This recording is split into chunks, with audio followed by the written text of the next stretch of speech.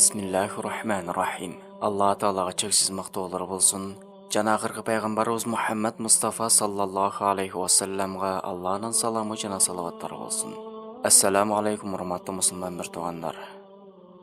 Бир күнү Ибрахим алейхиссалам Алланы коюп буттарга сыйынуучу атасына даават кылды. Бул тууралуу Куранда мындай деген: качан ал атасына: "О атаке, эмне үчүн укпаган, көрбөгөн жана сага эч пайда бербеген нерсеге ибадат кыласың? О атаке, албетте сага келбеген илим мага келди. Мени ээрчи, сени туура жолго баштайм. О атаке, шайтанга ибадат кылбагын. Албетте шайтан Рахманга күнөөкөр болгон.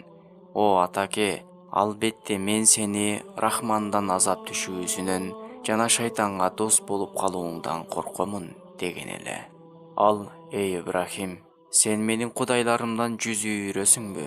Касам ичемин, эгер дааватыңды токтотпосоң, сени ташбаран кыламын, менден узак кет" деди. Ал айтты: "Сага салам болсун. Эми Роббимден сенин күнөөңдүн кечирүүсүн сураймын. Анткени ал мага жакшылык кылуучу." Мариям сүрөсү 41-аяттан 47-аятка чейин. Ибрахим алейхиссаламдын атасы акыйкат келгенден кийин аны моюндабастан текебердик кылгандыгы үчүн аны Алла Таала кыямат күнү чөөгө айландырып кор болгон абалда тозокко ыргытат. Бул тууралуу хадисте мындай делет: Абу Хурайра радиаллаху анху пайгамбарыбыз саллаллаху алейхи вассаламдын мындай дегенин кабарлайт: кыямат күнү Ибрахим алейхиссалам жүзү чаңдан жана кайгыдан карайып кеткен атасы Азарды жолуктуруп: "Ага, мага каршы чыкпагын деп мен сага айтпадым беле?" дейт. Атасы: "Бүгүн мен сага баш ийемин" дейт. Ошондо Ибрахим алейхиссалам: "О Роббим, пенделериңди кайра тирилте турган күнү мени уят кылбоого убада кылган элең.